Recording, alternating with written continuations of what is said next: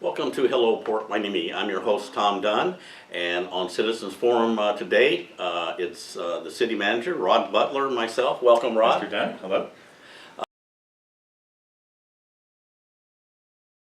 So, have you had any feedback on anything that went on 4th of July through this weekend at the beach? Yeah, like you said, active crowds. It was a little bit weird this year in that the holiday itself was a Wednesday, but a number of people I think maybe took Thursday and Friday off, and so it was active Oh, yeah, it pretty was. much from the holiday itself on through Sunday. And of course we've got the lifeguard program fully up and running now for their, the city operated lifeguard program. And from what I heard, no major incidents of any kind, of a negative nature. So yeah, we're excited to be in full swing. Basically, we consider the beach season Memorial Day through Labor Day. We actually provide lifeguard services a little bit into the month of September after Labor Day, but it's been warm enough really into October, at least the last couple of years, to have pretty large crowds at the beach. Yeah, I was talking to Hannah Hanley, and she said they're probably just going to go ahead and extend it into October, maybe the middle of October, because the weather forecast is that it's going to stay warm. We're in a cycle, and so we'll have that. I was glad to see there were no helicopters, rescue boats, Right. police and fire cars down there at all. Yeah, I heard it was pretty quiet. It was, run really well. I heard the lifeguard patrol sirens go off once or twice, but nothing, came of that as far as I know. The beach cleanup was good, after a busy day. I went out and checked on that, because I know in previous years they had issues with that. If we didn't have any seagulls, it'd be so Yeah, I easy. know. They take Yeah. trash and move it all over Scatter the it, place. right? And so that went really well. The dogs on the beach. Right. There are signs all over that say dogs must be on the leash, and you're supposed to clean up after them. And it's been in the last month. There's been I don't know why it came up. I don't think it's changed in a long time. Yeah. But there's just a lot of dogs running all over the beach and doing their thing, their business on the beach, and people have to walk around and be careful. Right. Has any of this come to City Hall, and is there any way to really enforce the dog leash law? Yeah. I know you sent me some Mhm. comments and information. I think they were from Nextdoor or maybe Yeah. other social media. So it's a constant battle because we don't have, at least at this time, we don't have a park ranger program or people who are permanently stationed at the beach for this kind of enforcement. We've got the lifeguards, obviously, but that's not really their primary role. So we are aware of it, and we will be working through both code enforcement and the police department to try to keep a better eye on that and see if we can get it at least tamped down a little bit. Well, there's a lot of people with dogs out there. That's I know. that's part of the problem. The fireworks Right. situation. What kind of feedback have you heard? I may have sent you something on that too. I don't remember. Yeah. Have you heard about what went on with the firework prevention that the police department tried to do? Yeah, so you may have heard Chief Salinas talk about, at least the last 2 years, they have really ramped up their fireworks enforcement efforts. And I think we've seen some really good positive results from that, especially down in the beach area, where there used to be a lot of people just kind of doing their own little unofficial fireworks shows. We know we still have a problem up in the north end of town, especially the Marina Village apartments and condos and townhomes that are in that north part of the city. So that's an area where they put a lot of focus in this year in enforcement. And it's just another one that's going to be a constant battle for us. But you may want to, next time you have a chance to have Chief Salinas on the show, ask him to give you a full rundown on all the stuff that they have done, because they really have made an effort to make sure that people, A, understand that, what's basically there are no fireworks allowed within the city limits. And, you know, then B, what they're doing on the enforcement side to deal with those people that are, you know, just constantly bringing in, especially those really not the safe and sane, but the kind of scary, dangerous fireworks. Well, I know the last 2 years, it seemed like, especially the fireworks down at the beach, had decreased.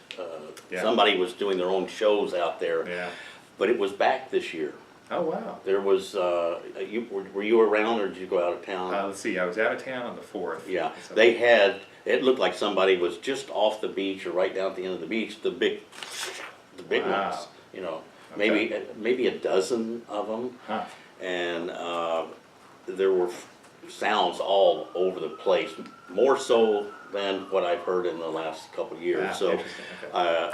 Chief Salinas said he was going to put a report together, Yeah. and let us know. And he did send me a email saying that they did X number, I don't remember the number of citations, but he said it takes, to get somebody to report somebody and then to go get them and write up a citation, it takes a half hour. Right. And so when they're doing that, there's people lighting fireworks over here. I think Yeah. he said they had 15 police officers out there working at it. But Yeah. it's a no-win situation, because if the police are here, they go over here. Yeah. You know, the fireworks, and but at least we'll have a report and Yeah. see what we can do. One little tip Mhm. For people watching is that every month the chief does a report, monthly crime report, crime statistics, stuff going on in the police department.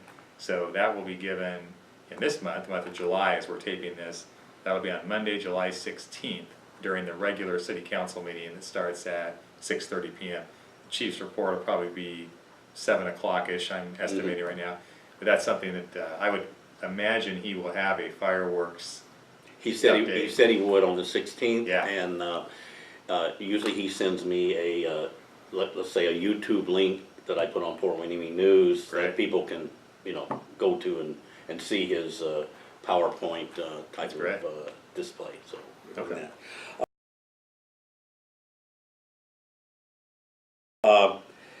There's another situation that has just come up, and that is the council voted to have a 1 cent increase on the sales tax.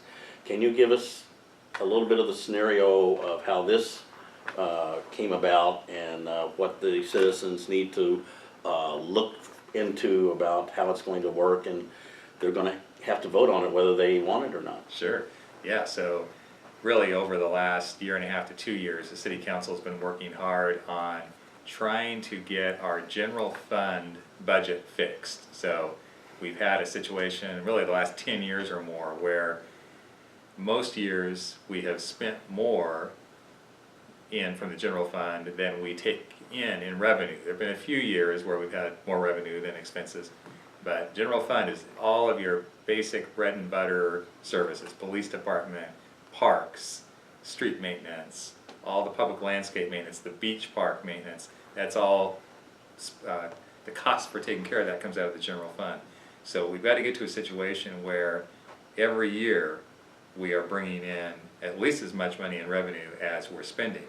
So part of what the city council directed us to do is talk to the community, which we've been doing over the last year, about what their highest priorities are for services. What the thing, you know, how's the city doing? What are your big service priorities? What are the things that you would like us to prioritize as we decide what to budget for in that general fund? And the end of that process, which included Chief Salinas and me going out and speaking to about 22 or 24 different homeowners associations, church groups, business groups, talking to them about exactly these issues. Brought all that feedback back to the city council at their recent meeting on July 2nd, and the city council decided to go forward on the November 2018 ballot. So it's about 4 months from now. There will be a 1 cent local sales tax. The fancy official term is transactions and use tax. And that will be money that would be controlled locally here in Port Hueneme, only for city programs and services. And I'm sure we'll be talking more between now and November about that. I cannot tell the residents how to vote. We can't advocate for it. But we can definitely tell you that it will be on the ballot, and it's a really important issue for you to look into if you're a resident here at Port Hueneme. Some hot scoop for the viewers of Port Hueneme News. Hello Port Hueneme, or Port Hueneme News, yeah, is that just today we found out from the county elections office it will be called Measure U.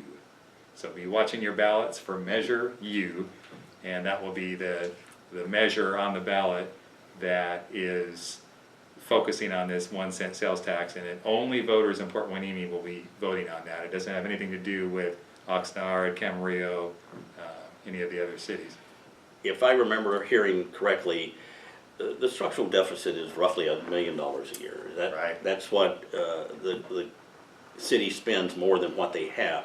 The sales tax on normal business revenue is projected to be about 1.8 million. Is that correct? Yeah, this additional 1 cent, again, which is, controlled locally here in Port Hueneme, that would generate, we're estimating, right around 1.8 million of new revenue every year.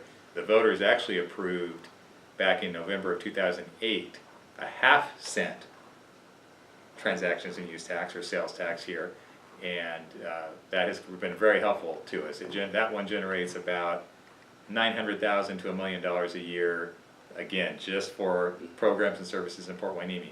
So now we're going back out to ask the residents to consider an additional full cent. And right now, based on our projections, we think that would add $1.8 million, which would, as I mentioned to the council when we give our report on July 2nd, it would deal with that ongoing deficit in the general fund and provide some money over and above that to not to go hog wild on hiring or spending, but to make some strategic investments to try to help some of the areas that we've been hearing about as we've been out talking to people, which are make sure we continue fast graffiti removal, focus on traffic enforcement in the city, and maybe just kind of continue to work on the maintenance of the city's parks and beach area.